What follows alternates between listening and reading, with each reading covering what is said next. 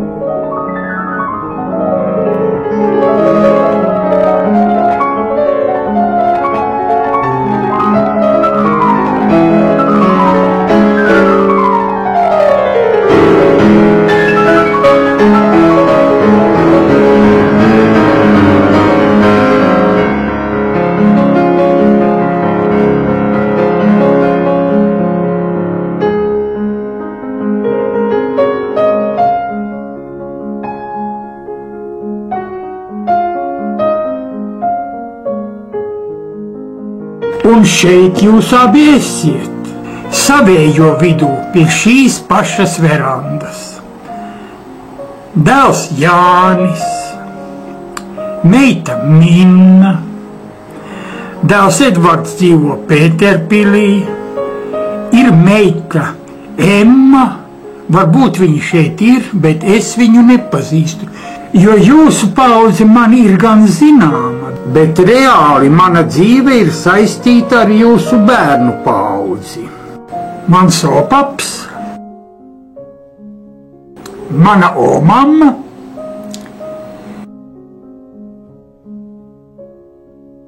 un viņu meitas. Almija būs mana mamma, Olgiņa krustmāte, Elzas tanta un Veltas tanta. Ir 19. 20. gadsimta mija, ir cara Krievija, bet zemnieki dara, kas jādara, un dzīve rit savu gaitu. Šeit man ir dažas tā laika fotogrāfijas.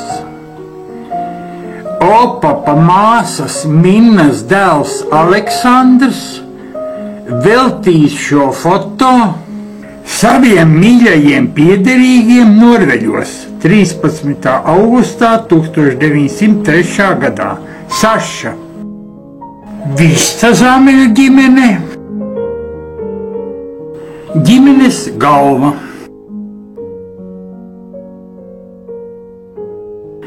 Tepat netālu Lepeķu mājās Jāņa un Elzas Lapiņu ģimenē ir piedzimis dēls Ervins. Viņš būs mans tēvs. Sākas Pirmais pasaules karš. Tas izmaina valstu robežas. Ir proklamēta Latvija, bet tā vēl ir jānosargā. Ervins Lapiņš no Valmieras reālskolas, kā daudzi zēni, aiziet Latvijas sargu rindās.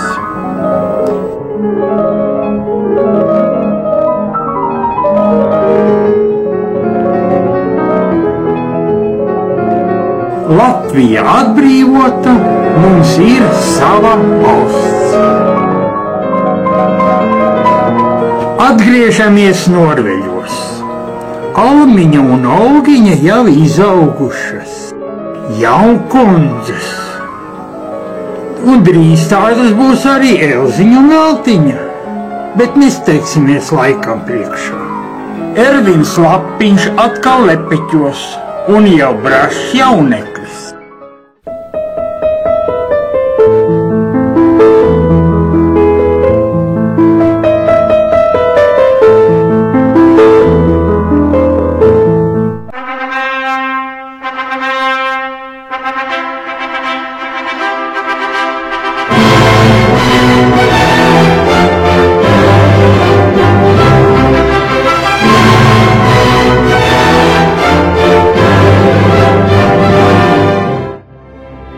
Mana ģimene, paps un mamma, omamma, opaps, ir vēl veco paps šeit, un ģimenē ienāk mana mīļā omīte, Radi un Kāzu viesi.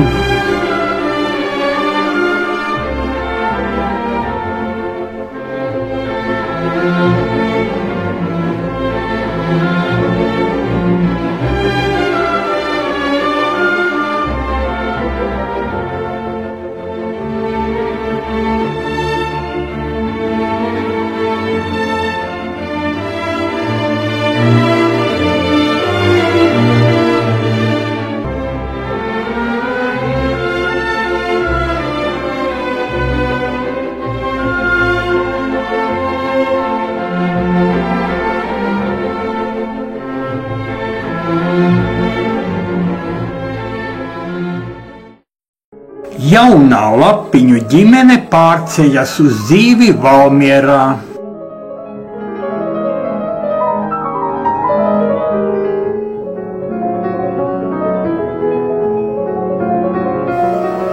Jā, tas esmu es.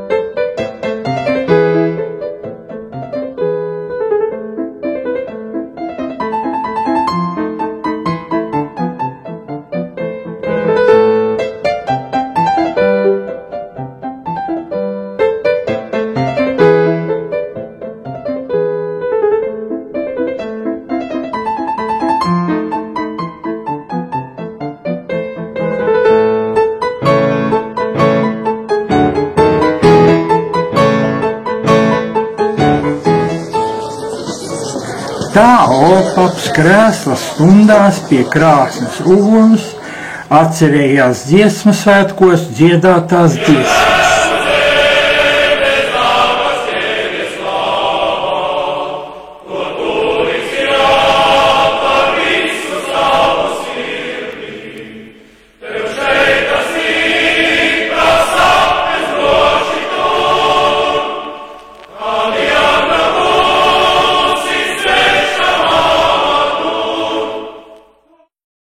Opaps ir arī bitenieks, Norveļu dravas saimnieks.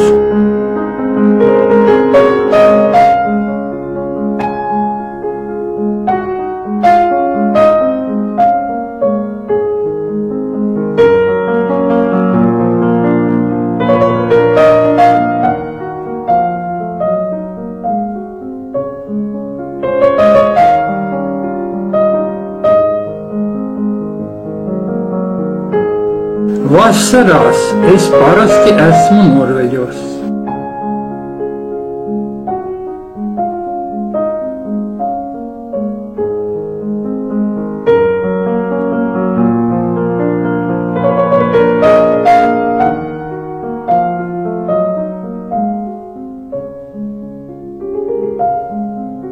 Un viss notiek tā, kā tam ir jānotiek.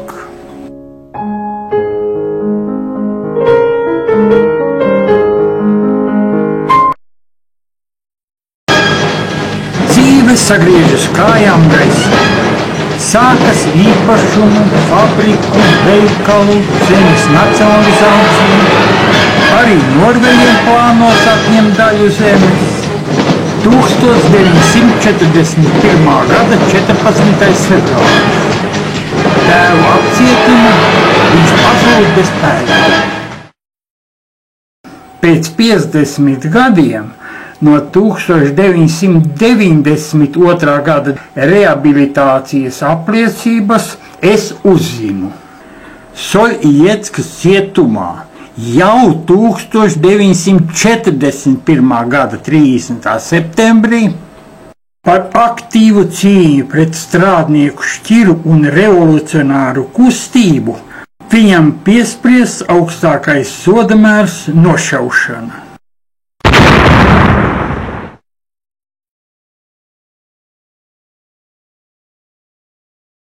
Rit Otrais pasaules karš.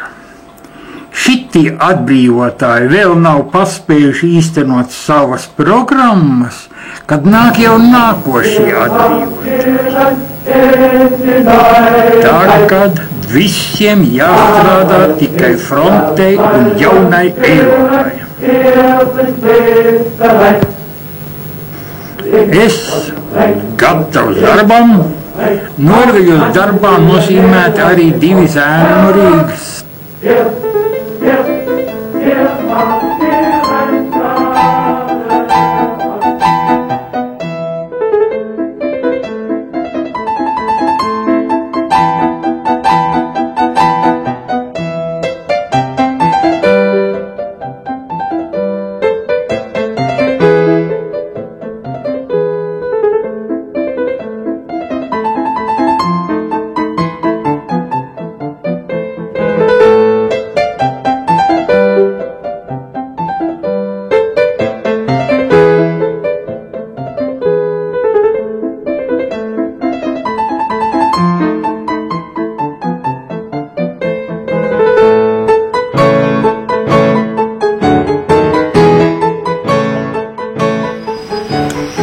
Jā,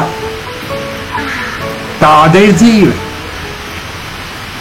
Es mācos Valmieras ģimnāzijas 10. klasi.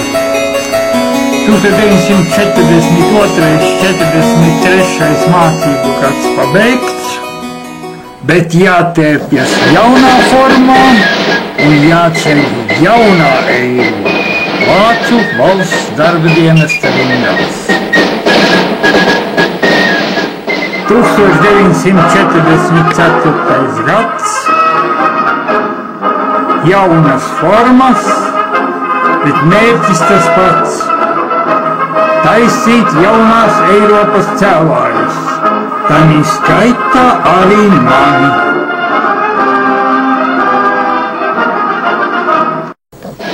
Uz austrumiem soļos ars.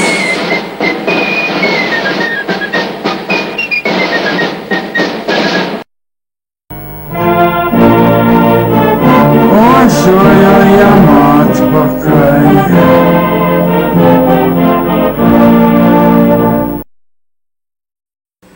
Kurzeme, mazs zemes pleķītis. Šeit letiņi sadomājuši cīnīties, lai neatgrieztos sarkanais baigais gads. Mūsu leģionāri frontē.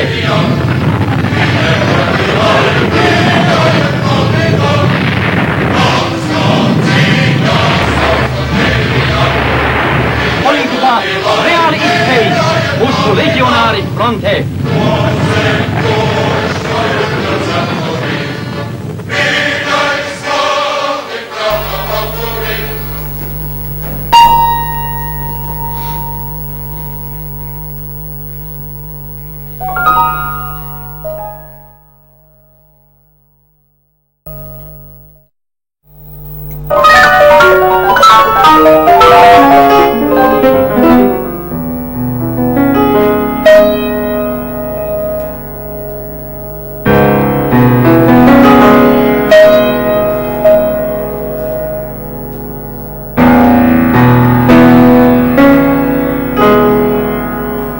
Šeit lems mūsu likteņus, mūsu darbs būs ar ķirkām skaldīt mūžīgo sasalumu.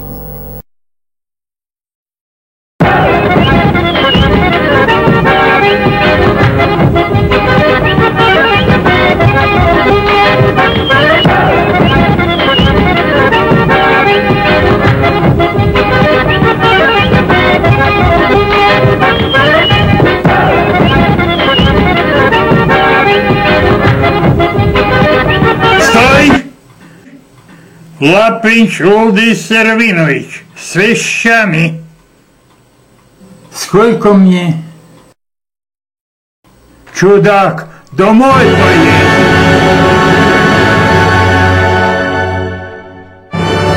Узвал Миру. Ah, arī Valmiera ir nopostīta. Ko vēl cerība Norveģi? No Norveģiem 1943. gadā visi šie klejojumi arī sākās. Un ja es tūlīt dodos ceļā, agrā rīta stundā es būšu Norvēģos. Bet vai tur būs mani mīļie? Varbūt tāpat kā Valmierā, tikai trupas. 4 gadus jūs neko nezinājāt par mani, un es nezināju par jums. Mamma, Oma,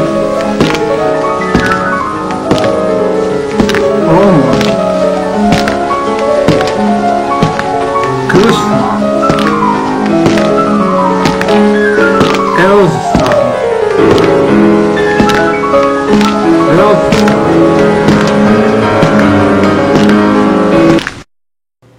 vai patiešām esmu mājās?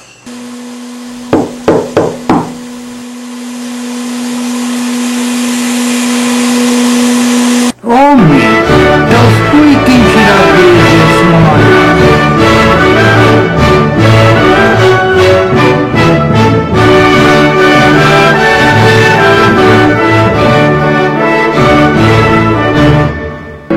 Saglabāsim šo tikšanās mirkli atmiņā, kā skaistu gleznu. Kad es aizbraucu par Latviju, ļoti rūpējās melnais sarkanais. Kas notika tālāk? Tad par Latviju un Eiropu virsrūpes ņēma sarkanais atbrīvotājs no labvēlības.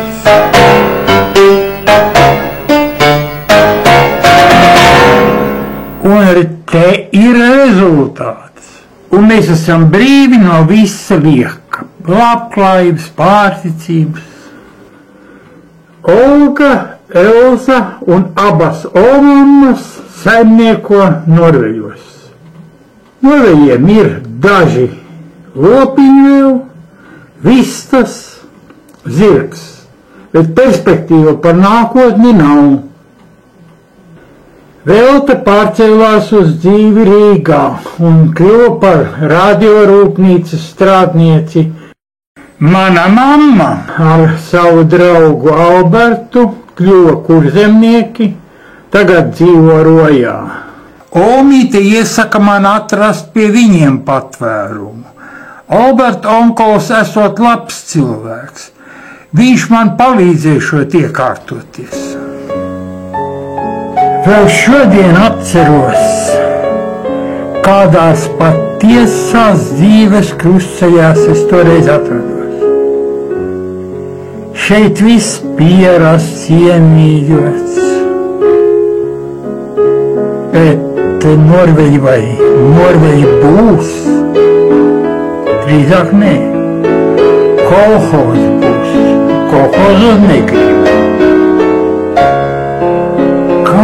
Turpmāk dzīvot, es domāju. Pārcelties uz Kurzemi, uz Jūrmalu. Man pavisam svešu vidi. Un mammai taču tur ir savu dzīve jau. Labi, kādreiz taču jāsāk ir sava dzīve.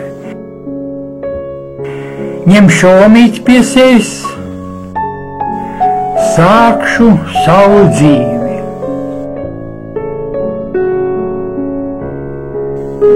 Kas būs ar Norveģiem?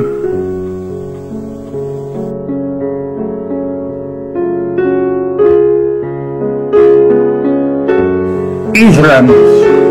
Sāšos darbā Rojas zivju fabrikā, būšu sagādnieks.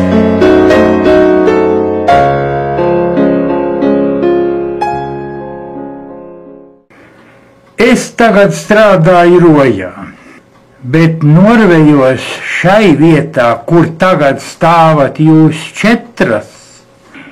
Tik bieži gan šeit ir bijis ļaužu pilns, radi, draugi, kaimiņi.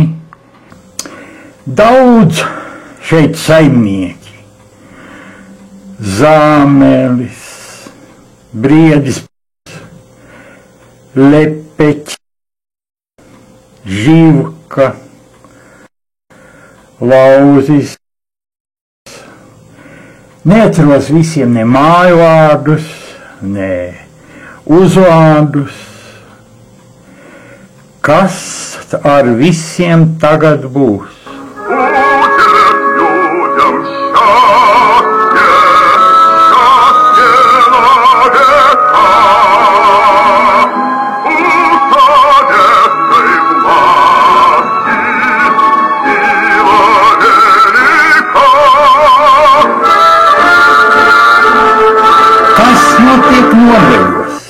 Elziņa ir kaut kur pazudusi, izgaisusi. Omite ir cits uzvārds, un viņu promvešanai neder.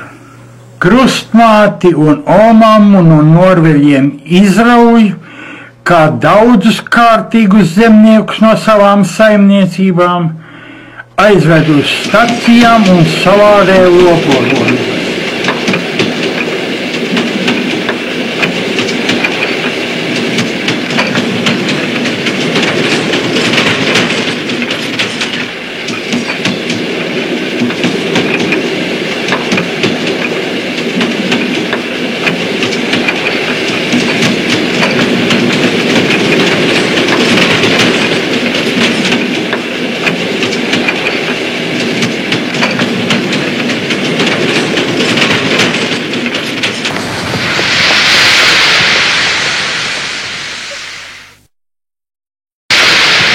Dzelzceļa stacija Blagoviešķenska, starp citu Amūras apgabalā, galvaspilsēta. Šeit ar grupu kopā izsēdina arī krustmāti un omammu.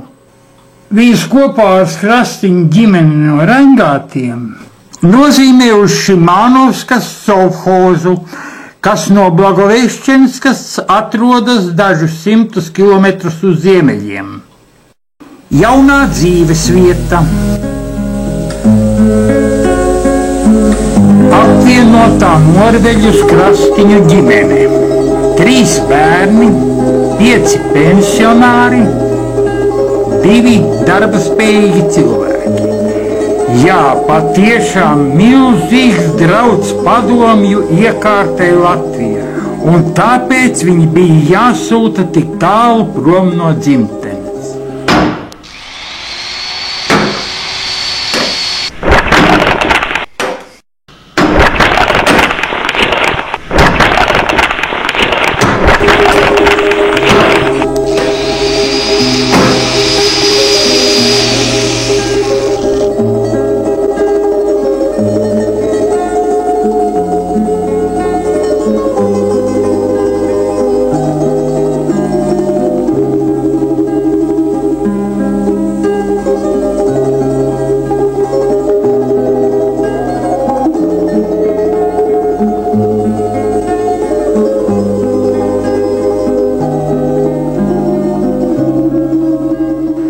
Krustmāte, kāpēc tev jāvergo šeit, kad norveļi iet postā?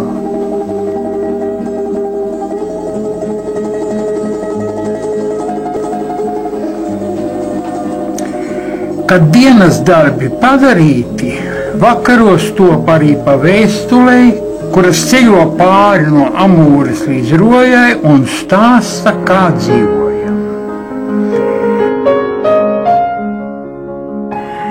Sveiciens no svešuma. 22. jūnijā 1950. gadā izrakstīta. Saka paldies par kirza zābakiem, kādus tur nevarot dabūt un kuri ir ļoti noderīgi, sevišķi meža darbos. Stāsta par laiku, par ražu, par savu ikdienas dzīvi.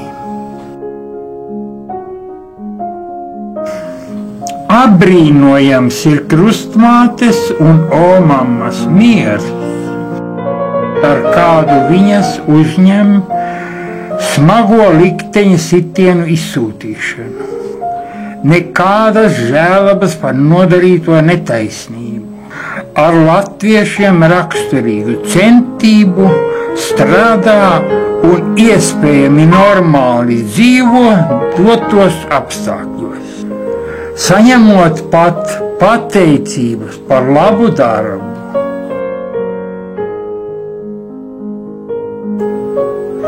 Nevarat pierast, ka es esmu precējies. Vienmēr interesējas, vai omīte dzīvo pie manis. Vēstules, kā vienmēr, beidzas ar mīļām bučām visiem. Par dzīvi liecina arī šīs fotogrāfijas.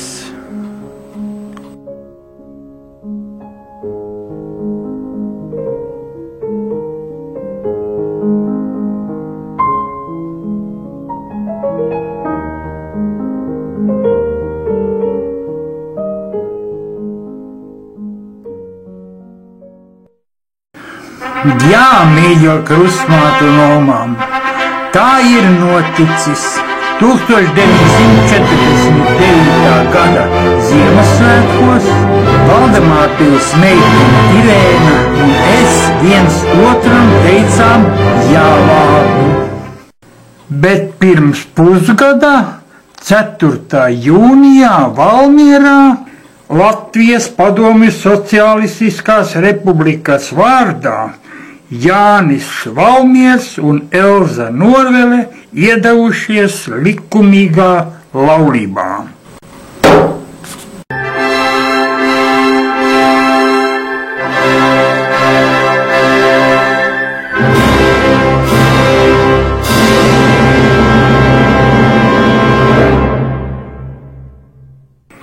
Omīte tagad dzīvo mūsu ģimenē Rojā. Patīk minkas, patīk likt pasjansu. Mūsu pirmdzimtais Andris. Un tas jau ir kas sevišķs arī omītei.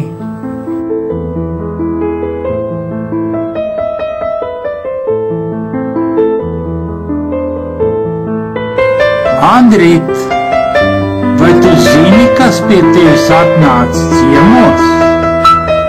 Tas esi tu pats ar savu mazmeiti, tikai tu atnāci no nākošā gadsimta. Bet tādas lietas jau gan notiek tikai ķimītī un pasakās. Atgriežamies reālā laikā.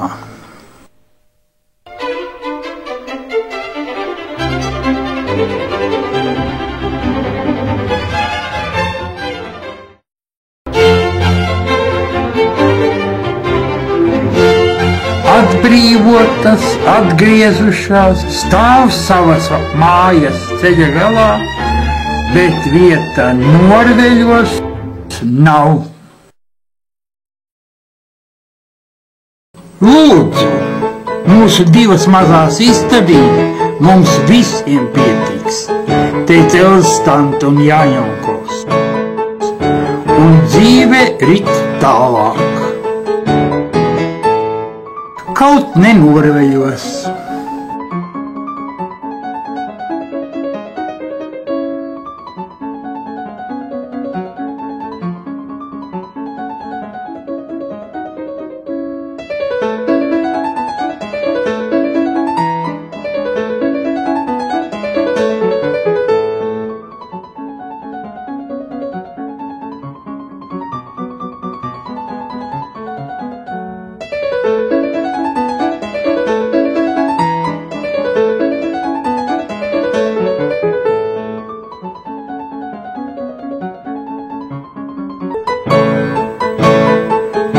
Kaut šo jubileju atzīmējām Valmierā Laupielā pie Elzas standas, tomēr atkal esmu nokļuvis Norveļos.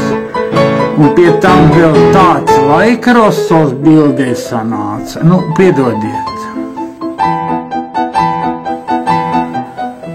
Turp pie tās sienas un pie šīs verandas ir izdarītas ļoti daudzas dzimtai nozīmīgas fotogrāfijas. Un, kad es esmu šeit, es satiekos ar saviem radiņiem no pagājušā un agrākiem gadsimtiem. Es satiekos ar viņu dzīvēm, es satiekos ar savu dzīvi.